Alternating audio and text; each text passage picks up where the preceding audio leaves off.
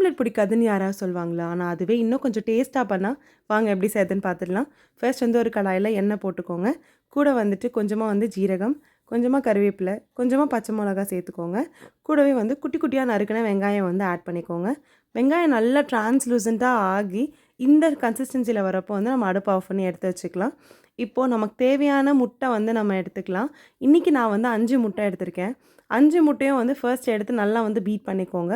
Beat பண்ணதுக்கப்புறமா நம்ம செஞ்சு வச்சிருக்க மசாலா இதில ஆட் பண்ணிட்டு, நல்லா பீட் பண்ணிட்டு கடைசியா தேவையான அளவு வந்து உப்பு வந்து ஆட் பண்ணிக்கோங்க. இப்போ ஸ்டவ் ஆன் பண்ணிட்டு, நீங்க எந்த பாத்திரத்தில முட்டை ஆம்லெட் செய்யணுமோ அத எடுத்து வச்சுக்கோங்க. அதுக்கு மேல வந்து தேங்காய் எண்ணெய வந்து ஆட் பண்ணிக்கோங்க. அது நல்லா கொஞ்சம் ஸ்ப்ரெட் பண்ணிக்கோங்க.